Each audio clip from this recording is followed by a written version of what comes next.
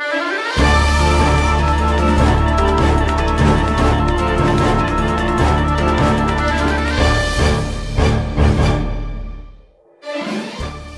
Fat Choy! Narito na naman ang isang edisyon ng Batang Gapo News TV. Ako si Abigail Gracia Legaspi at narito ang tampok ng mga balita para sa linggong ito. Para sa ating headlines,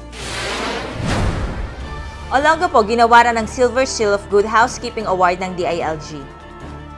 Oath-taking ng Olongapo Police Office City Advisory Council ginanap. Mahigit sa 1,000 prinsipal nagpulong. 60 seconds with Business Permit and Licensing Office Head Sandra D. Icalnir.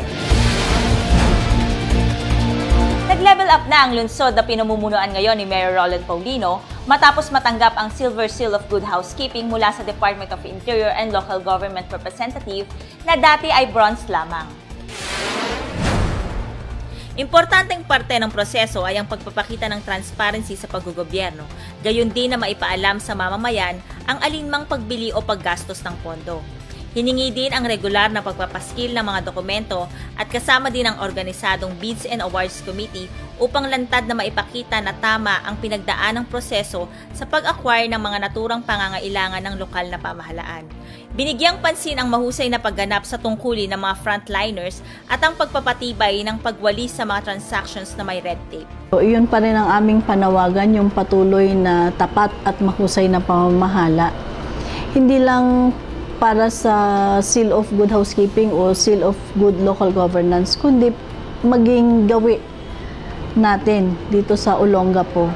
Yung maging tapat ang mga empleyado, ang mga local officials, maging mahusay sa pamamahala para sa kapakinabangan ng lahat ng mga taga-Olongapo. Student exchange program sa pagitan ng Olongapo at Virginia Beach City, USA, kasado na. Para sa detalye, narito ang report ni Ms. Cathy Mancao Ramos. Dumating sa syudad ang mga delegado mula Virginia Beach, USA sa pangunguna ng mag-asawang Roy at Naomi Estaris upang bigyan daan ng isang Memorandum of Agreement na magbibigay tibay sa exchange student program ng dalawang syudad. Ang naturang programa ay resulta ng Sisterhood Pact sa pagitan ng dalawang syudad at nakamit noong bumisita si Mayor Roland Paulino sa Estados Unidos kasama si Kagawad Jong Cortez. Ang exchange student program ay kalapit ng sister city program ng Olongapo at Virginia Beach City, USA. 10 estudyante ang lilipad patungong Amerika sa March 17 na tatagal hanggang March 31 at sila ay ang mga sumusunod. May prosesong pinagdaanan sa pagpili ang mga estudyanteng ito. Higit pa dito, ang benepisyong idudulot nito sa mga batang maswerteng napili para sa programa.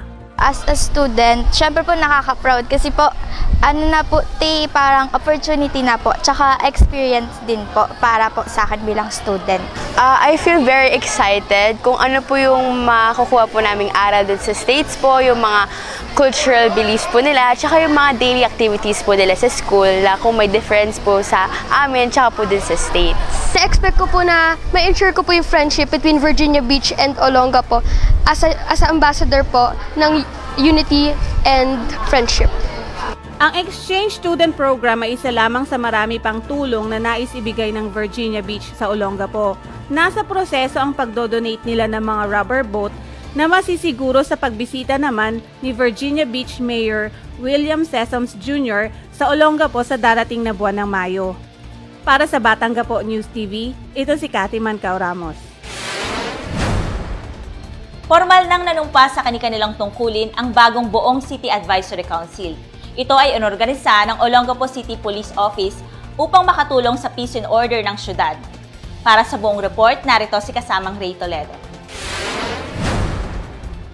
Kauupo pa lamang ng bagong Olongapo City Police Director na si Police Senior Superintendent Pedrito de los Reyes, bumuo na agad ng isang City Advisory Council upang makatulong sa pulisya para sa igagaganda ng peace and order sa syudad. Ang bagong tatag na City Advisory Council ay magsisilbing advisors upang gabayan at tiyakin na magagampanan ng pulis ang kanilang tungkulin panatilihin ang kaayusan sa syudad ng Olongapo. Through this participative process, we can make good governance a shared responsibility between the PNP and you as our stakeholders. Itinalaga bilang chairman ng City Advisory Council si Mayor Roland Paulino. Ako po'y nagpapasalamat dito, and after this, I am looking forward for a better, safer Olongapo. Maraming salamat po.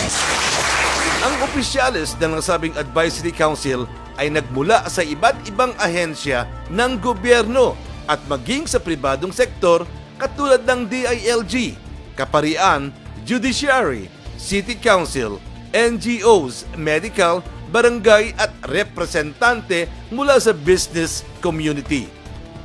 Natanggap po namin malaking hamon aming haharapin, lalong-lalo na sa patuloy naming pagganap ng aming tungkulin bilang padang batas.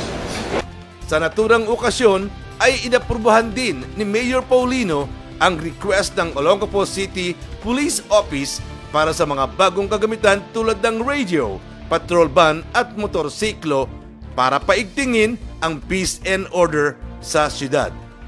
Para sa Batang Quiapo News TV, Ray Toledo reporting. Mahigit sa 1,000 prinsipal nagpulong-pulong para sa ikagaganda ng pampublikong edukasyon. Para sa kabuong ulat, narito si DJ Nicole Jose. Mahigit sa 1,000 elementary school principals mula sa iba't ibang eskwelahan sa Region 3 ang nagtipon sa Subic Bay Freeport Zone kamakailan upang paigtingin ang kanilang kaalaman at planuhin ang mga susunod na hakbang para sa ikagaganda ng sistema ng edukasyon ng mga kabataan. Ito lang yung time na and yung chance na mabigyan namin ng seminar yung mga principals about our work. Ano yung mga dapat namin malaman? Like, for example, yung regarding our administrative work, legal rights, child protection program, mga ganon.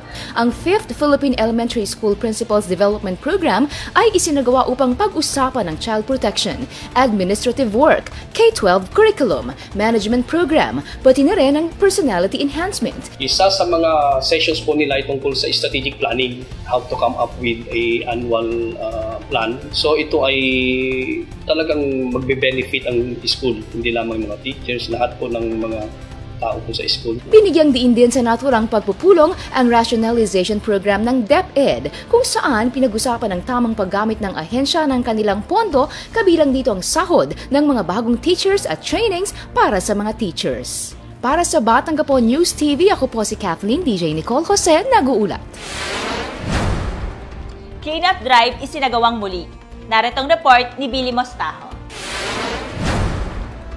Nagsagawa ng sabay-sabay na paglilinis ng ilog ang Subic Bay Metropolitan Authority, pamunuan ng Olongapo City, mga barangay officials, estudyante at mga volunteers sa pangunahing river channel ng Olongapo at Subic Bay Freeport. Narito ang ilang mga video sa naturang clean-up.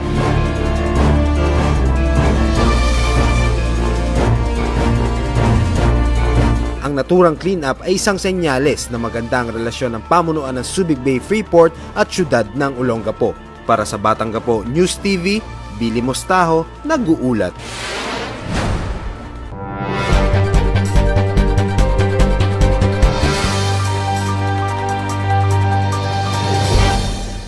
Dati na po ako sa government office. Naging head na rin po ng business permit ng 1996 hanggang 2003. Kami po yung nag-start ng one-stop shop kasama ang composite team. Nag-start po uli ako ngayon as officer in charge ng permit last January 6, 2014. Si Mayor po ay buong pusong sumusuporta sa aming office na atasan kami na mag-issue ng 100% provisional permit para makapag-open na sila ng kanilang negosyo habang inaayos pang ibang requirements bago makuha yung talagang permit. At tayo naman ay natutulungan din ng mga business owners dahil nagbabayad sila ng taxes na maaari natin gamitin sa mga proyekto ng syudad. Sa labas pa lang, may magbibigay sa iyo ng application form, i-fill upan mo yon and then i-assess sa counter, tapos babayaran mo sa treasury, i-issuean ka na ng provisional permit.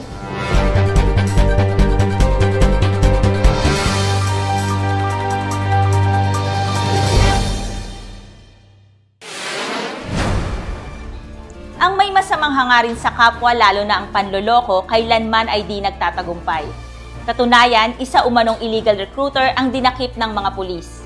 Para sa detalye, samahan natin sa kanyang ulat si kasamang Ray Toledo. Isa umanong illegal recruiter ang dinakip ng pulisya matapos itong ireklamo ng mga nabiktima nito.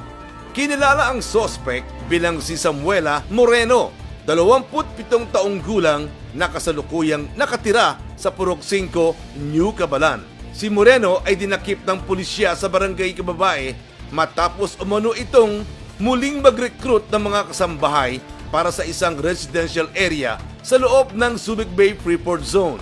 Ayon sa biktima, nagtaka umano siya dahil wala itong kasamang representante mula sa naturang residential area at sila ay tumawag ng kapulisan.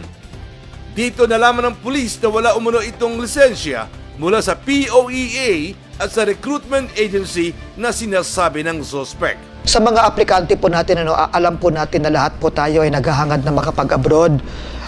Wala pong isang madaling paraan para makapag-abroad kundi po ang paraang tama.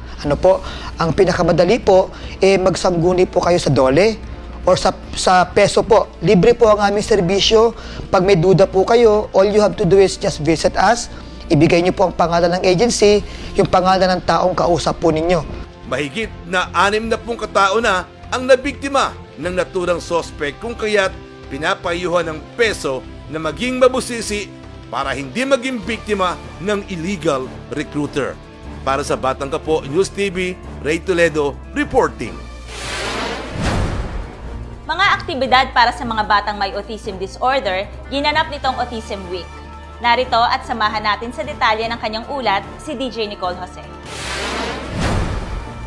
Isang linggong aktibidad ang inorganisa ng isang grupo sa pangunguna ni Dr. David Calapatia para sa ating mga kaibigang may autism para sa taunang Autism Week.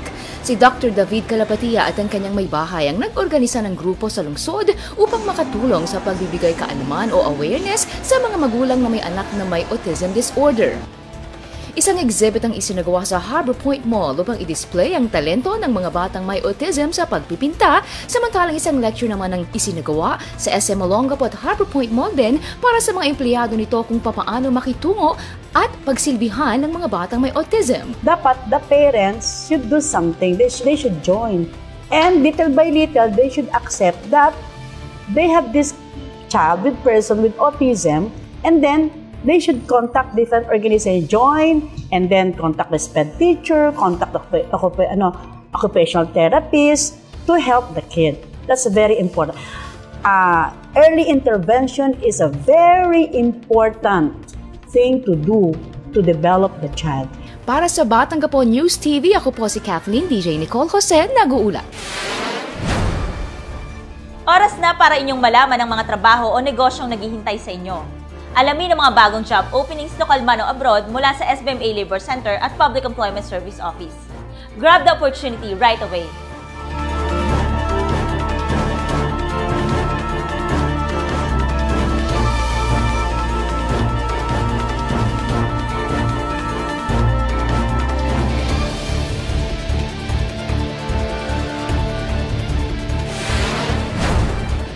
Samantalahin din ang mga free livelihood trainings mula sa ating Livelihood and Cooperative Development Office. Magsadya agad sa kanilang opisina sa second floor ng City Hall para magpalista dahil limited slots lang ang available sa bawat training course.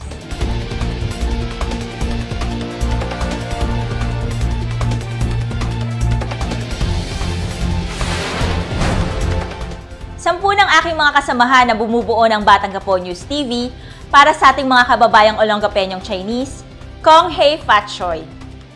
Sana po kayo ay nabigyan namin ng mga karampatang impormasyon sa aming mga nakalap na mga balita sa loob ng isang linggo. Ito po ang inyong lingkod at tagapagbalita, Abigail Gracia Legaspi. Mabuhay Olongapo!